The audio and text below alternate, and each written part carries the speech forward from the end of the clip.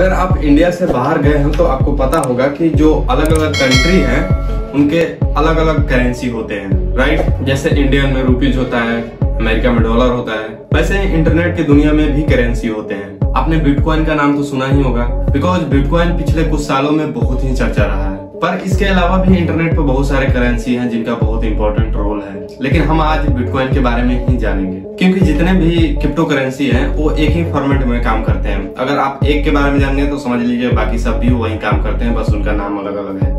सबसे पहले समझते हैं कि आखिर बिटकॉइन है क्या। जैसे आप फोन पे या पेटीएम यूज करते हैं तो उसमें नंबर के फॉर्म में आपके पैसे स्टोर रहते हैं, राइट। वैसे इंटरनेट की दुनिया में बिटकॉइन के फॉर्म में आपके पैसे स्टोर रहते हैं। इसे वर्चुअल करेंसी भी बोलते हैं हम लोग। हम इसे सिक्के की तरह ना टच कर सकते हैं ना फील कर सकते हैं, इसीलिए इसको वर्चुअल बोला जाता है। फिर अब सवाल आता है कि ये सिचुएशन तो फोन पे या पेटीएम करते हुए समय भी आता है, उसको भी हम फील नहीं कर सकते ना छू सकते हैं। जैसे पैसे को हम पर्स में स्टोर करते हैं ना, वैसे ही बिटकॉइंस को हम ऑनलाइन वॉलेट में स्टोर करते हैं। चलो थोड़ा सा हिस्ट्री जान लेते हैं बिटकॉइन का, तो अच्छे से समझ में आएगा, क्योंकि अगला पिछला जानना भी जरूरी है। बिटकॉइन को पहली बार इंट्रोड्यूस सतोशी ने किया था। ये कौन बुड़बक है अभी तक किसी को नहीं पता है, कोई नहीं जानता इसको। ये भूत है, आया दिया चला गया। ये एक तरह का बैंक ही है, लेकिन ये ऐसा बैंक है ना ही इसे कोई बैंक कंट्रोल करता है ना ही इसे कोई गवर्नमेंट कंट्रोल करता है। अगर मैं सीधी बात बोलूं तो इसका कोई मालिक नहीं है, सब अपना अपना मालिक है यहाँ पे।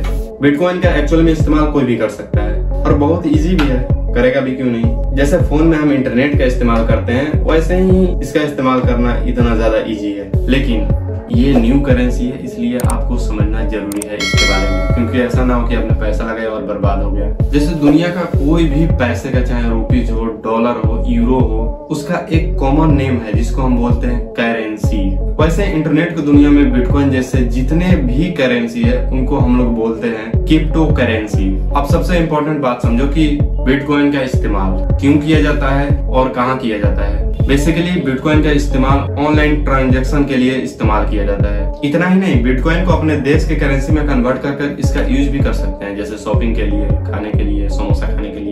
अब इसका सबसे इम्पोर्टेंट पार्ट क्या है कि इसका जब ट्रांजैक्शन होता है तो इसमें कोई फी नहीं लगता है और ये काफी फास्ट और सिक्योर भी है। इसीलिए इसे गवर्नमेंट भी यूज करने के बारे में सोच रही है। अभी तक तो इंडिया में ऐसा कोई खबर नहीं है कि बिटकॉइन का यूज है, पर इसके बारे में सोचा जा रहा है। जैसे डॉलर या रुपीज का अपना अपना वैल्यू होता है, जैसे $1 का यहाँ पर 78 या 79 रुपीज है, वैसे ही बिटकॉइन का भी अपना अपना वैल्यू होता है। लेकिन ये थोड़ा हटकर है, और जाहिर सी बात है कि हटकर आखिर होगा क्यों नहीं। ये डिजिटल करेंसी है। ये दुनिया का एक ऐसी करेंसी है जो हर सेकंड कम तो कभी ज्यादा, तो कभी कम तो कभी ज्यादा, सेकंड पर इसका अप डाउन होता रहता है। अब मान लो कि अमेरिका का जो डॉलर है और इंडिया का जो रुपीज है, तो वहाँ $1 यहाँ लाओगे तो तुम्हारा हो जाता है 78 या 79 रुपीज, राइट।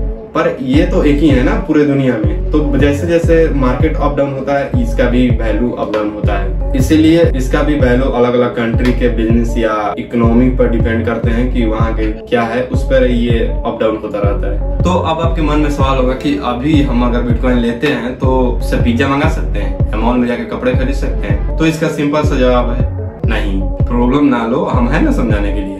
डायरेक्ट इससे शॉपिंग करने का अलाउ इसलिए नहीं है कि अभी तक इंडियन गवर्नमेंट ने इसको लीगल नहीं किया है।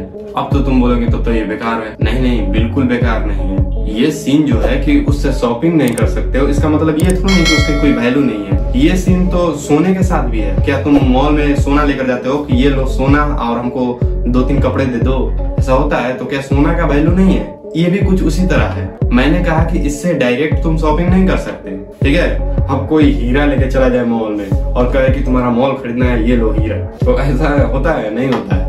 माला तोड़ा सोना के कहो कि ये दो मेरे को कपड़ा जरा का, जूता दे दो, तो ऐसा नहीं होता है, ठीक है। तो इसका मतलब ये नहीं है कि हीरे सोना चांदी का वैल्यू नहीं है, लेकिन डायरेक्ट वैल्यू नहीं है। पहले आपको सोनार के पास बेचना पड़ता है, फिर उससे पैसा लेकर फिर खरीदना पड़ता है। ऐसा सीन है सोना चांदी के साथ, राइट। वैसे ही बिटकॉइन का भी डायरेक्ट एक्सेस नहीं है, बिकॉज लीगल नहीं है तो डायरेक्ट एक्सेस नहीं मिल सकता है, पर इसका वैल्यू बहुत ज्यादा है। इसीलिए आप इसे डायरेक्ट एक्सेस नहीं कर सकते, पहले इसको रुपीज में कन्वर्ट करना पड़ेगा। और ये इतना भी नहीं मुश्किल है कि रुपीज में कैसे कन्वर्ट करें, ये उतना ही आसान है जितना फेसबुक पर लाइक करना है। अब बोल दिए कि फेसबुक पर लाइक करना है तो पहले आपको पता होना चाहिए कि फेसबुक बनाए कैसे, लॉगिन कैसे करें, फोटो अपलोड करेगा, फिर लाइक कैसे करना है, ये आपको पता होना चाहिए। तो इसका भी प्रोसेस है, ठीक है, कि ट्रांजैक्शन कैसे करें, उसमें इन्वेस्ट कैसे करें, आखिर तुम पैसा डालोगे तभी तो तुम्हारा बिटकॉइन होगा। तो इस चीजों को समझने के बाद ही ना तुम ट्रांजैक्शन कहीं कर सकते हो। तो पहले आपको समझना पड़ेगा कि बिटकॉइन अकाउंट कैसे बनाएं, उसका उसमें पैसा कैसे डालें और उसको ट्रांजैक्शन के लिए रुपीज में कैसे कन्वर्ट करें। तो इसके लिए मैं अगले वीडियो में बात करूंगा, ठीक है, बहुत जल्दी ही आ जाएगी, टेंशन लेने की बात नहीं है। हर संडे और बुधवार को मेरा वीडियो अपलोड होता है, तो इसमें कोई टेंशन लेने की बात नहीं है, ठीक है। बस सब्सक्राइब करके रखो, मैं जल्दी वो वीडियो लेकर आ जाऊंगा आपको अच्छे से समझाने के लिए कि कैसे आप ट्रांजैक्शन कर सकते हो बिटकॉइन को। तब तक के लिए मिलते हैं नेक्स्ट वीडियो में, बाय बाय।